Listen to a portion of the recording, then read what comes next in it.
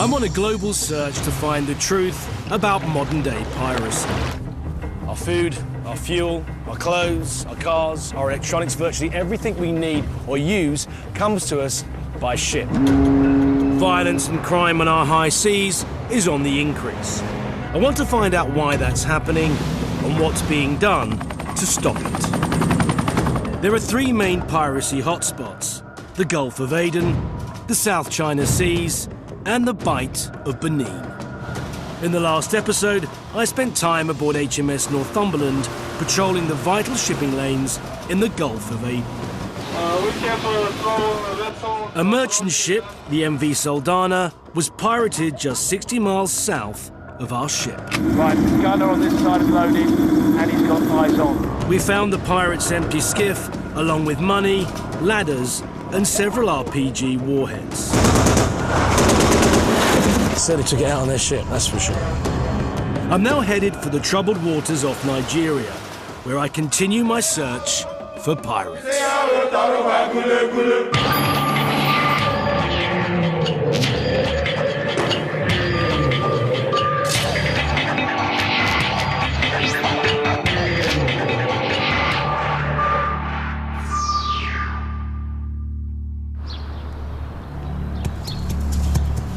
My search for pirates begins back in the UK when I visit the Maguire family, who are desperately seeking news of Matthew Maguire. Matthew, father of three and son of Bernard, was kidnapped along with Robin Hughes by pirates on the way to an oil platform off the Nigerian coast.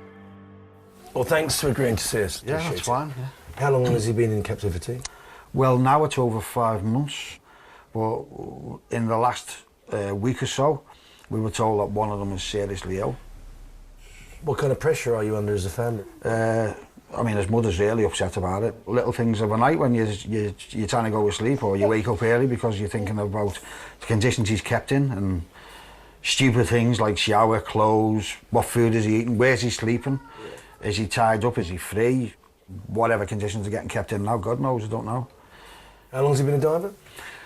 Just over a year he's been a diver. This was his second trip to Nigeria, but he never actually got to the rig because we were on a supply boat. Pirates took the boat, the tug, and the 27 people that were on it. Until recently, Nigeria was the world's 8th biggest oil producer. It has some 20,000 foreign oil workers in the country. They get paid well to bring the expertise needed to pump black gold from Nigeria's rich oil fields. However, it comes at a price. Over 100 are kidnapped by pirates every year. The seas around Nigeria have been described as a war zone. I'm going there to find out why it's the bloodiest pirate hotspot on the planet. I begin my search in Lagos. It's a vast, sprawling city that's grown up around a complex system of rivers, lagoons, and waterways. Nigeria imports 75% of all its commodities. As a result, ships from all over the world are queuing up to get into West Africa's busiest port.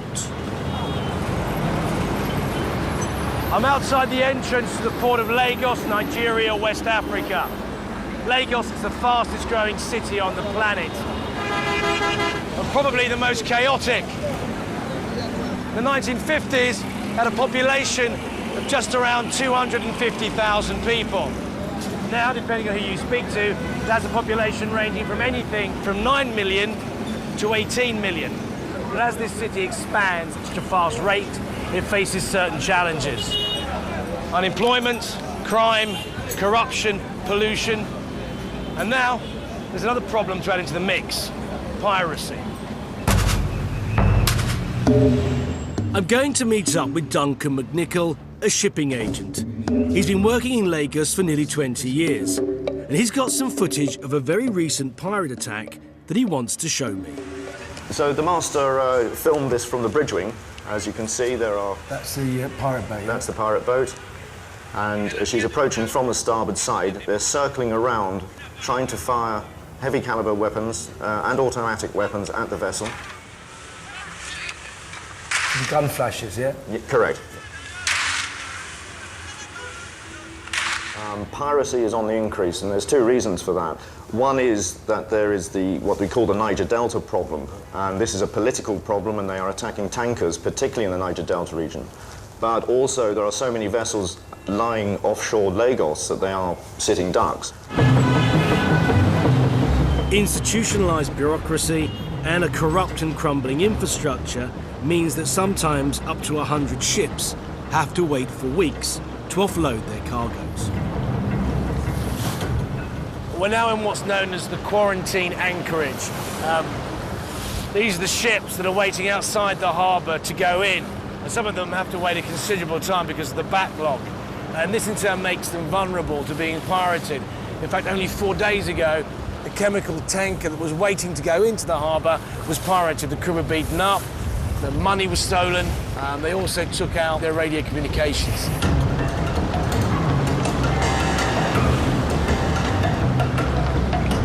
So, how vulnerable is something like this ship? These sort of ships are the ones that are being attacked these days. She's fairly low freeboard. As you can see, it'd be quite easy to get on board. You put a ladder up that, you're climbing. A ladder, a grappling hook. Most of the attacks are at night time. They use the cover of darkness to come in. A lot of these ships, particularly the smaller ones, won't have full watches on board. A lot of the bigger ships, the more international ships, will actually be lying well offshore, and may not even be anchored. They'll be drifting up and down, waiting for their turn to come in. Duncan, just explain to us why this country has to import so much stuff. Why hasn't it got a manufacturing industry? It's basically because of the oil. It became easier to earn money from the oil companies than it did to farm. So they let the farms go, they let the plantations go. So it was like a gold rush, but an oil rush, basically. Exactly, exactly. Coming up, I'll visit some of the poorest fishermen in Lagos who are suffering at the hands of pirates. Many are dying, many are wounded. And I'll travel deep into the swamps of the troubled Niger Delta. We've really got to get on our toes and get out of here. We've got to go, guys. OK.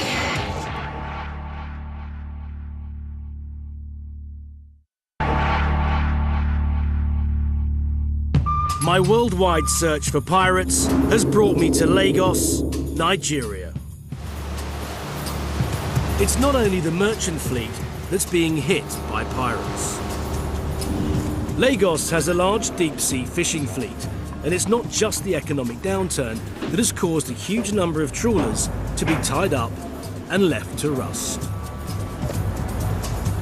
I'm in Apapa, the main fishing port for the city of Lagos. Over the last few years, pirate attacks on fishermen here have increased threefold. Many of those attacks go unreported, and they've been widely ignored by the international press. One fact, though, I find extremely shocking is that over the last 4 years, 298 fishermen have lost their lives to pirates. The threat from pirates is such that the only person that would talk to us didn't want his identity revealed. You run a fleet of trawlers, don't you? Can you tell me how many? 69 vessels. And how often do those 69 vessels come into contact with pirates? It's more or less a daily affair. A daily affair. Yeah. So when was the last time one of your vessels was attacked? This week I've had 12. You've had 12 attacks this week? Yeah. And what have they done to the crews? They've beaten them up. I mean, I've had 4 or 5 of them hospitalized.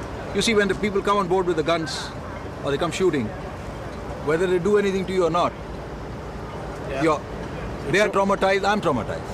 Because I'm scared to send off my vessels. I normally don't have so many vessels in port. And how organized are these pirates? They come in boats with bulletproof vests. And So they're wearing body armor? Yeah. Body armor, they've got enough fuel supply, they're 40 miles offshore, there's no place to safe. And remember, a trawler has got a nets down. It's very slow moving. 2.5 knots. Your freeboard is 8 feet. You're a sitting duck. Lagos is a maze of waterways, and it's the perfect environment for pirates to hide. Finding them amongst the labyrinth of backwaters and miles of open ocean is not going to be easy.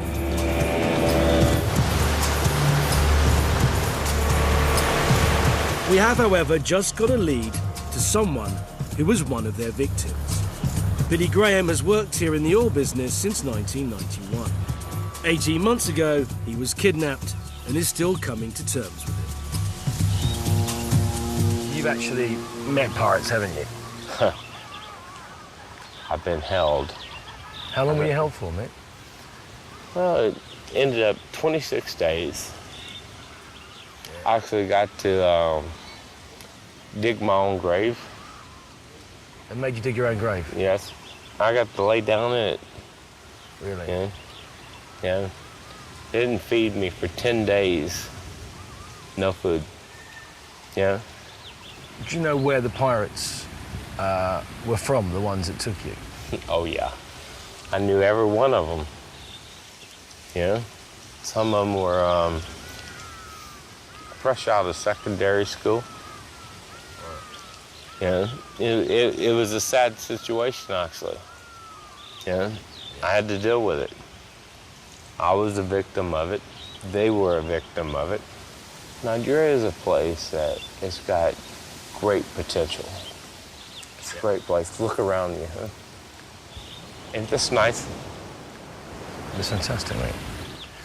Well, we get to live this way. The rest of the country does not.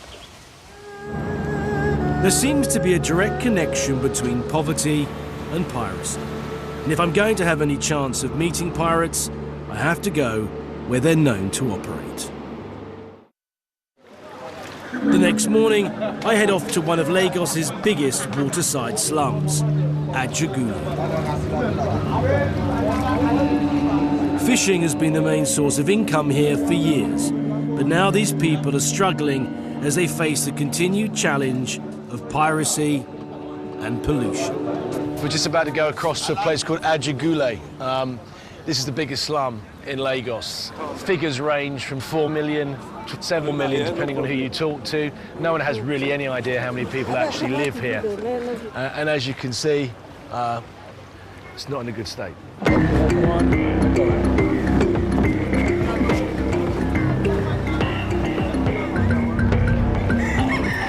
I mean, you think that people were supposed to fish here. I mean, this was a fishing village. Look at it.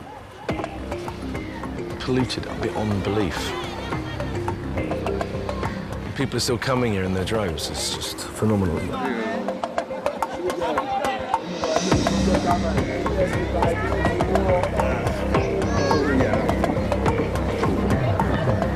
I'm attempting to meet up with Chief Udalari, who represents the fishermen and has lived in Ajagula since 1940.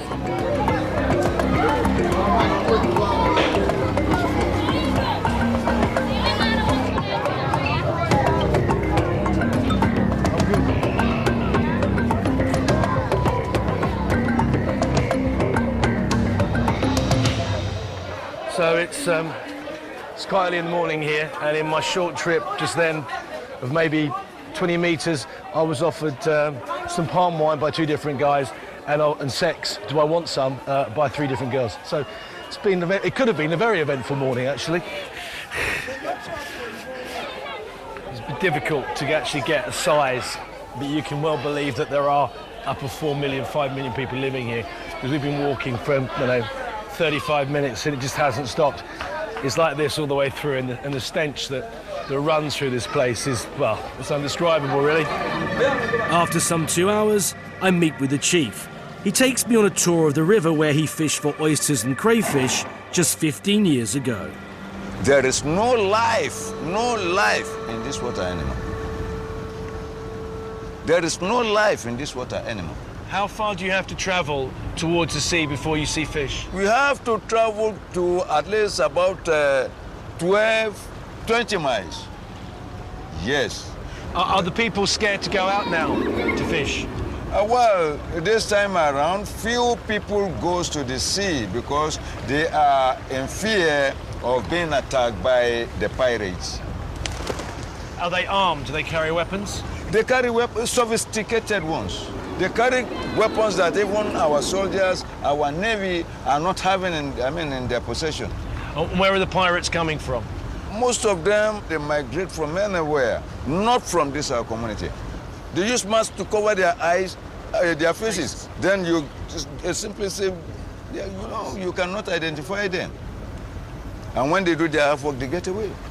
because the peasant fisherman doesn't have gun, you don't have a knife to fight, you don't have anything than your paddle, your pole, and your nets. And what will they take from the fishermen? Mostly the peasant fishermen, they carry the little money they've made, and whereby they don't see any money from them, they hijack their engine, they leave them alone. Leave them adrift at sea? Yes. Many are dying, many are wounded.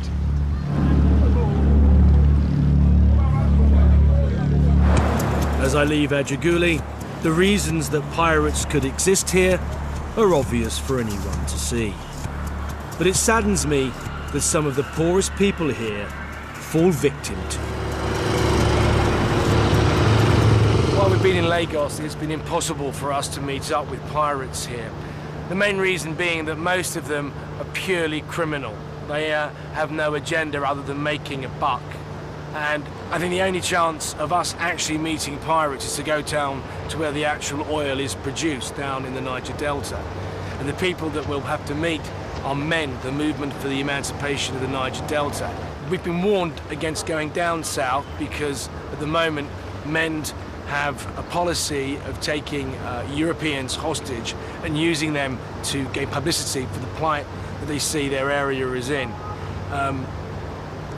However, I think if we're ever going to meet up with pirates, we're needing to go down to that area and hopefully make contact with MEND and find out exactly how they operate and why they've taken to piracy. The Delta is the main oil-producing region in Nigeria. In 2008, it produced on average $2.2 billion of oil every month.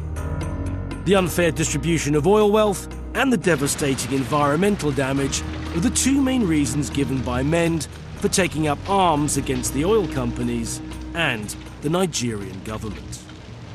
We are going to break down the production process to the barest minimum, and we are going to achieve it very soon. MEND were originally set up as a political organisation who wanted the world to sit up and take notice of their cause. Today, they are heavily armed militants who attack oil installations and kidnap foreign oil workers. We are enlightened enough to know what we want, and we are fighting for it. The delicate ceasefire between government forces and MEND has just collapsed. But despite that, the Delta is where we're heading. There are on average 100 kidnappings a year in the region. In order to film here, the government have insisted that we have security with us at all times.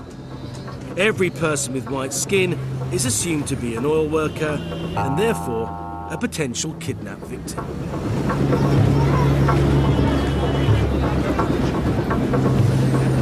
I can't help feeling that our high-profile security is preventing us from getting to the people we really want to meet.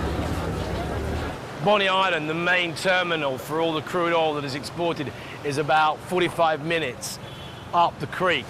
These small boats, you can see these young men running around on, they're the actual ferries that go to and from Bonny Island and to all the surrounding villages. It's this stretch of water, or some way up it, that Matthew and Robin were both kidnapped in September 2008. Unlike gangs, pirates do not operate in one area. The labyrinth of the Delta is perfect for them to hit, run and hide. And this, unfortunately, makes them very hard to find.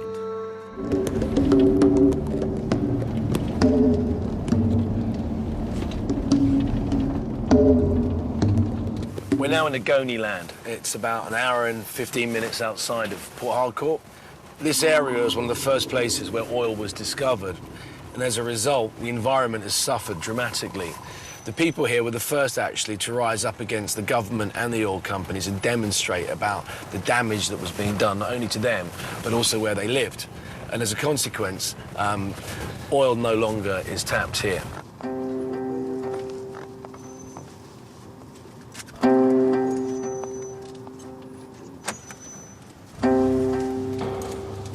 We now actually arrived at our destination. I don't know who we're about to meet, but there's fishing nets up there, and there's a canoe, and there's lots of water.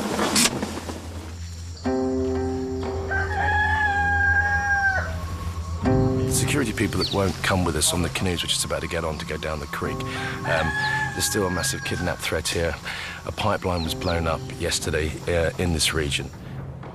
Now, suddenly, without our security, we're all very conscious that pirates or kidnappers could be lying in wait at any bend in the river.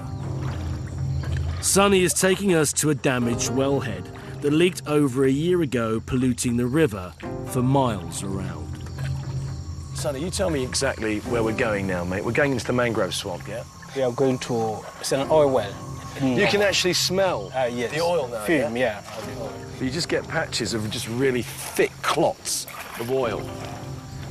I mean, I find it hard to believe that anything could actually live in this, but they're saying that they still catch a small quantity of fish.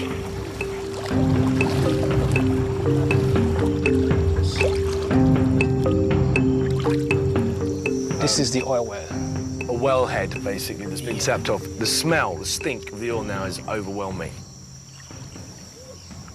The water's just got blacker and blacker. And it's hot. I can feel it. It's hot now. It's hot, yeah. Why is that? The pressure from the wellhead. Way below us now, oil is trying to come up. Come up, yeah. And that's stopping it, or it's not stopping it, is it? Can you see oil coming up? If you look at that pipe up there, you see something like smoke. Yeah, I can see the smoke coming out of it there, yeah.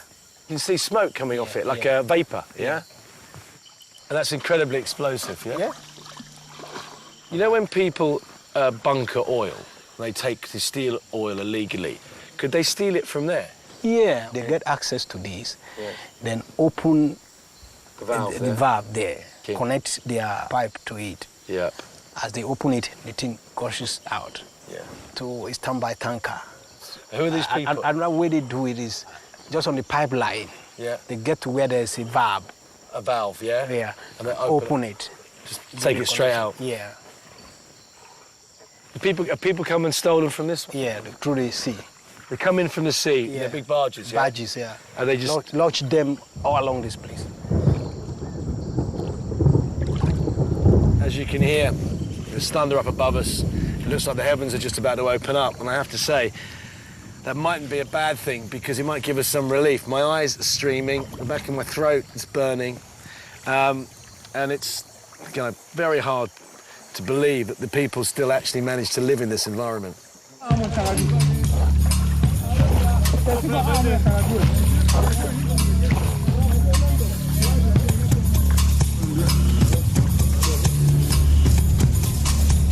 Production has been stopped here, but there is still a huge network of pipes taking oil through Ogoniland to the terminals on the coast.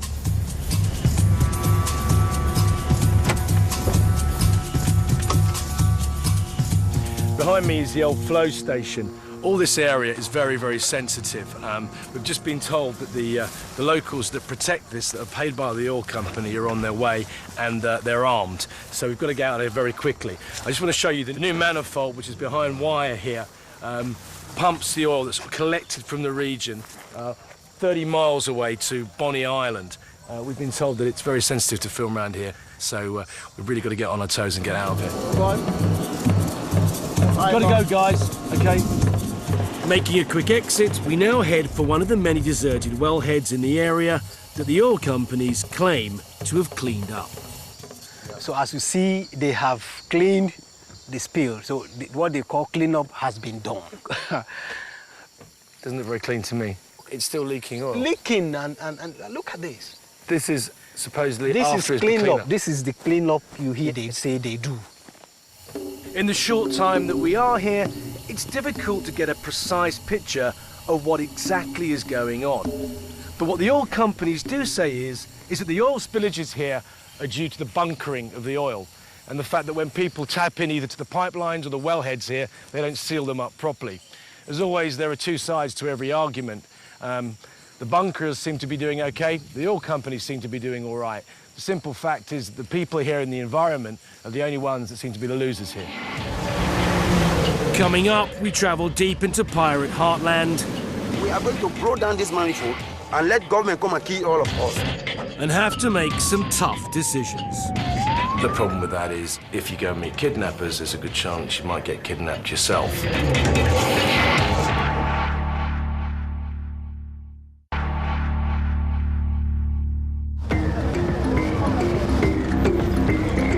I'm in Nigeria trying to meet up with the pirates responsible for kidnappings and attacks on oil installations.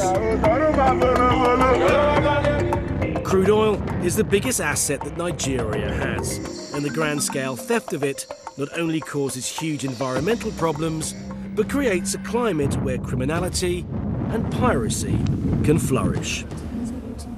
Ledamiti is a lawyer and campaigner for human rights in the Delta. He explains to me the different levels of oil bunkering. There are 3 stages we found of bunkering, which were established.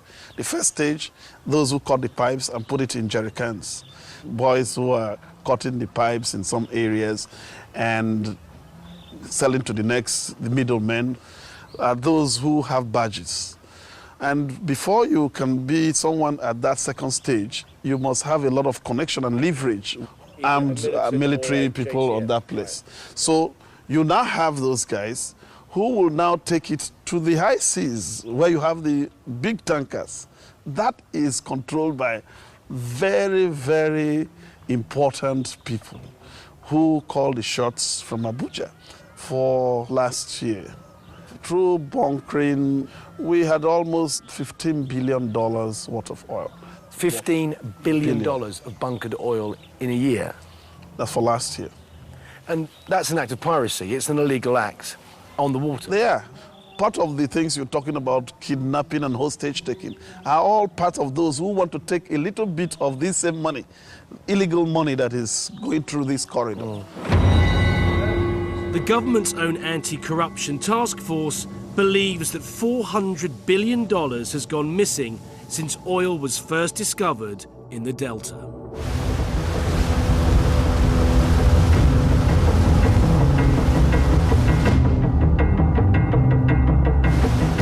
As we head up the river the next morning, the environmental damage caused by spillage, whether it be from cracked pipes or illegal bunkering, is truly shocking.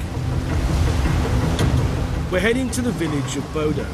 On the way, we stop off to see the damage done by a recent oil spill. The more and more we made our way up the creek, the more and more devastation we saw in terms of the environment. The mangrove has completely been killed. It takes hundreds of years to grow. It's just dying. Look, it's just wiped out. Anyway, the actual leak is somewhere up here, about another 100 metres, so we're going to endeavour to make our way up there without sinking. But as you can see, the closer we get, the blacker it's getting. And actually, the weird thing is, the mud's really hot because of the oil. It's actually making my feet cook. That's about That's the place. meters. Oil up there. It's oil there.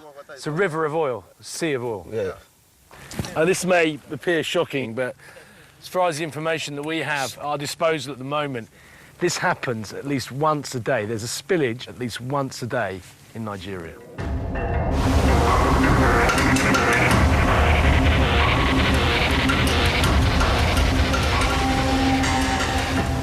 The villagers in Bodo are up in arms at the oil companies and the effect the pollution has had on their livelihoods.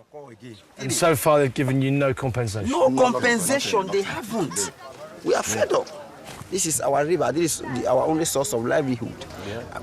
Over 80% of this community depends on this river. Look at all the people, you can see that they are all hungry. If this river was okay the way it was, all these boys will be in the river struggling for their daily bread. But because they have nothing to do, every day we fight with them that they should not commit stealing and all that.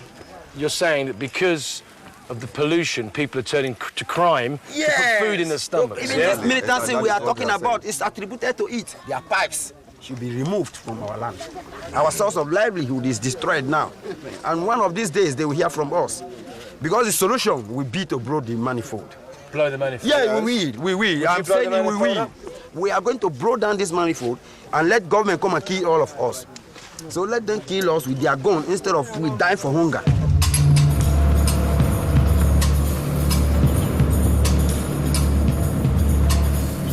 Having failed to make contact with Mend in Ogoni land, we head for Port Harcourt. To be able to film in Port Harcourt, we're there as the guests of the governor, and he's laid on security that's not exactly low profile.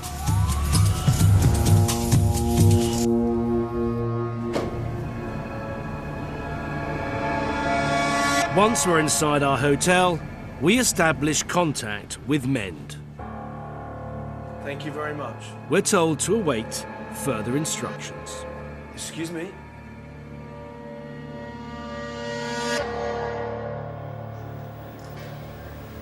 As virtual prisoners in our own hotel, our chances of meeting up with MEND seem slim. It's proving virtually impossible at the moment to actually get to meet pirates. We've had success in the past when we've been dealing with gangs, but this is proving to be very, very difficult. And also, you know, we're followed everywhere we go. We have our armed guards are here for our security, but also they're basically making sure that we can't go anywhere on our own. Our predicament is made worse when we receive an official invitation to meet the governor at his residence early the next morning.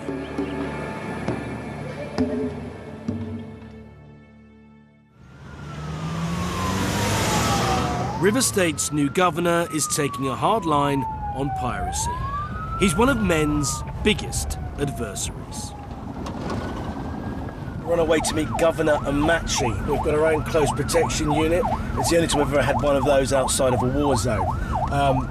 Then again, that's not really surprising, seeing as there have been 300 kidnappings here in the last 3 years, most of them people from outside the country. Governor Amachi is a bit of a maverick. He's trying to push for the death sentence for kidnapping here. His particular constituency where he comes from is probably the toughest constituency in River State. It has more kidnappings, more acts of violence in it than anywhere else. We want to hear about what he's going to do about the kidnap threat here and the threat from MEND.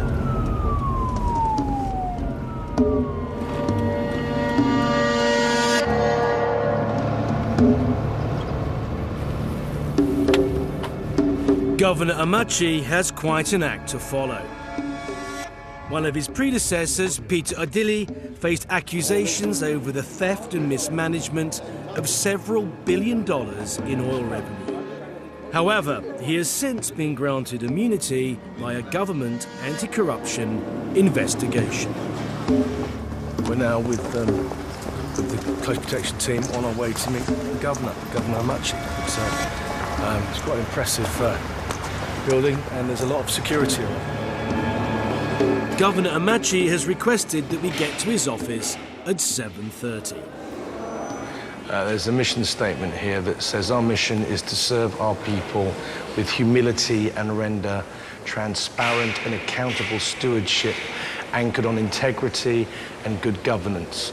We shall use our God-given resources to improve the quality of life of our present and future generations and empower our people in a peaceful, just, harmonious society under God. It's a bit of a tall order. Let's hope he can achieve it.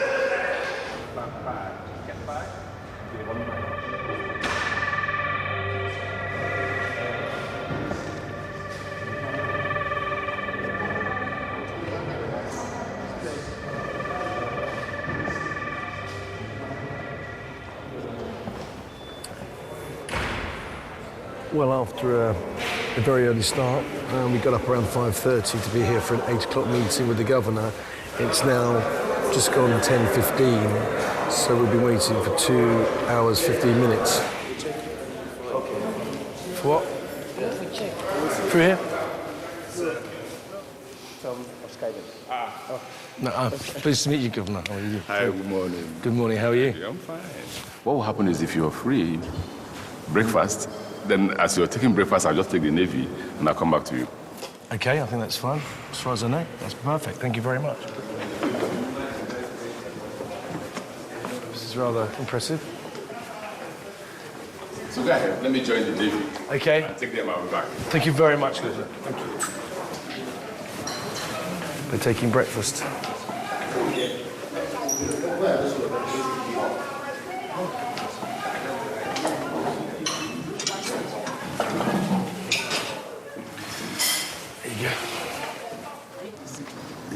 To sign this authority to Emma.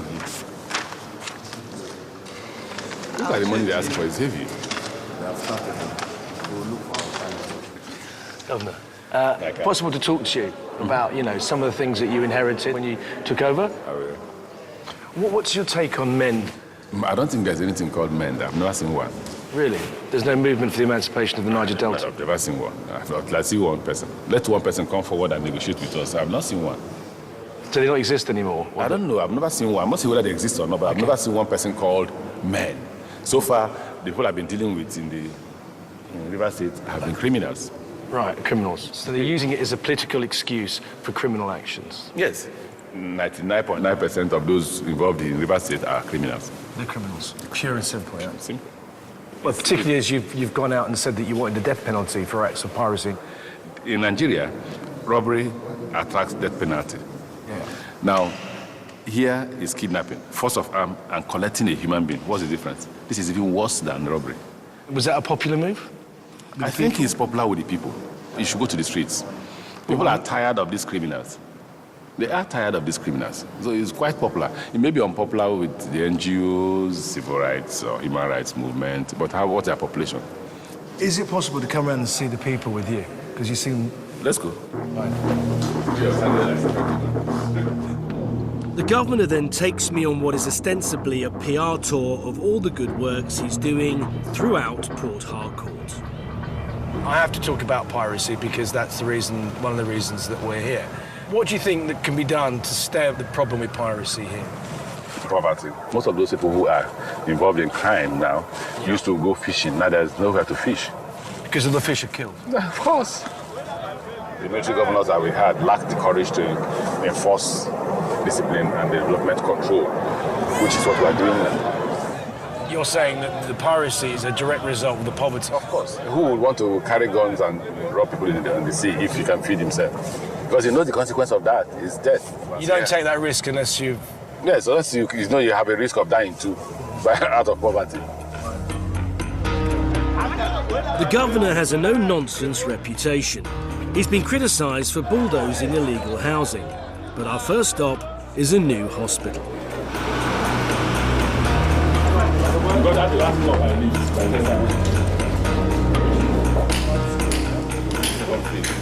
Yeah, this is obviously a bit of a publicity tour, but I have to say, he is genuinely popular with the people here.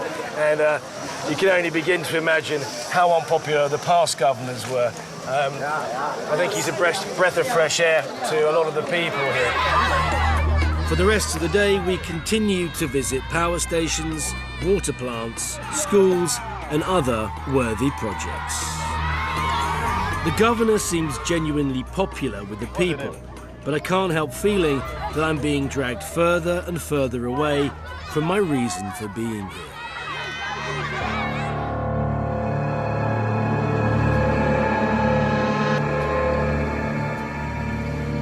Later that day, men get in touch again, and we're told to stand by.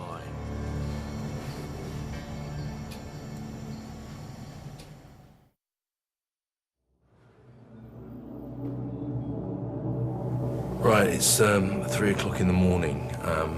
We're waiting for a phone call from one of the leaders from MEND, the Movement for the Emancipation of the Niger Delta. And if we receive the phone call, there's a good chance we'll be going up the Delta to meet them. There are two problems with that. One is that we've had security with us ever since we arrived here in Port Harcourt, and we're trying to actually get away from the hotel without them knowing. If we're seen leaving the hotel without them, we could be arrested. And also, we're on a very, very high risk if we're meeting the kidnappers, that we could be kidnapped ourselves.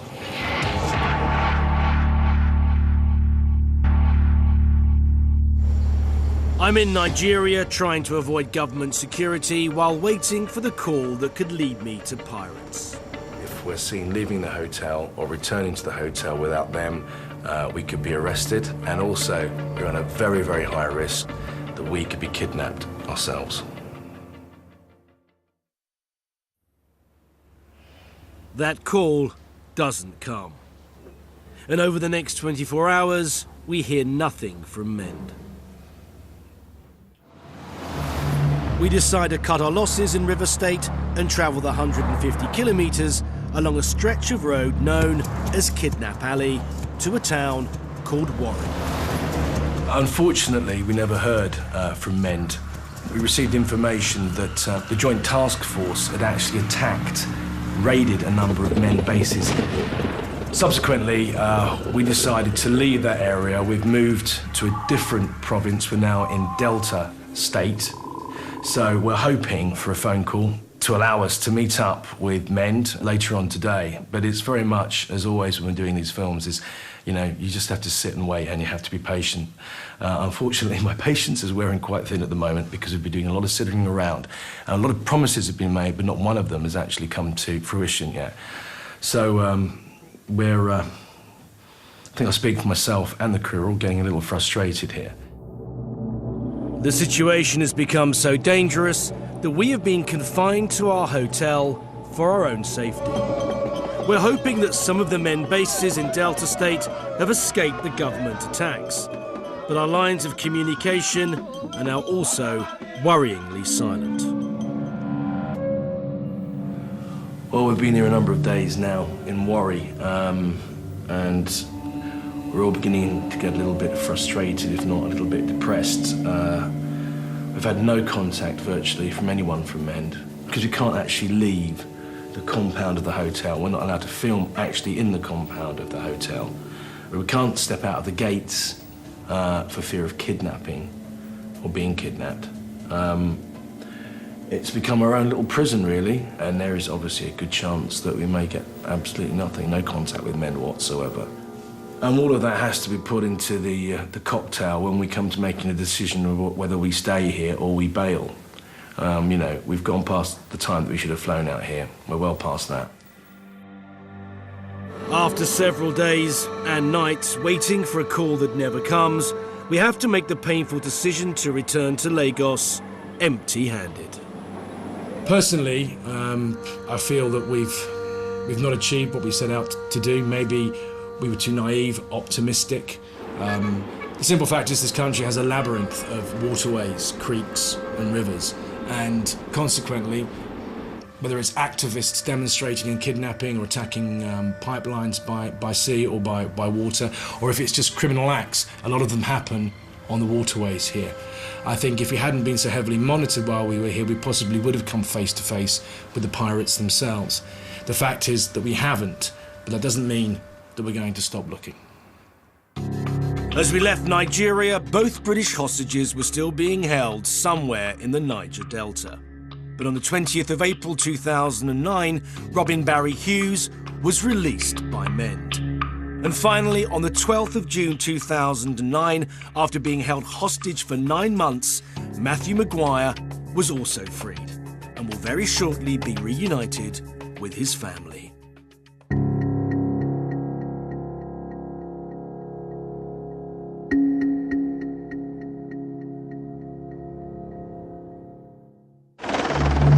In the next programme, I'm in the most famous pirate-infested stretch of ocean on the planet, the South China Seas. This is our last opportunity to come face to face with modern-day piracy.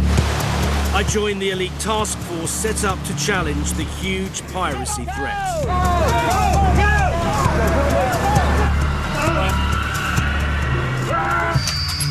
And at last, I come face to face with pirates. Kalau dia mau fight, dia pasti dibunuh.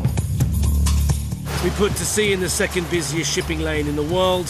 We're in a very small boat, and we are way out in the straits now. And see what's up for grabs. You take at the back, yeah? Yeah, this is target, yeah. And finally, I travel back to the Gulf of Aden and speak directly to a Somalian pirate.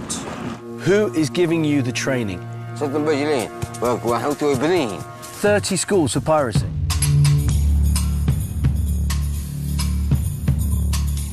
Miami, nice place, sunny. Art Deco buildings? Yeah, right. Like many a massive US conurbation, it has a dodgy underbelly, and we're with the Special Weapons and Tactics teams trying to keep a lid on it in just a couple of ticks.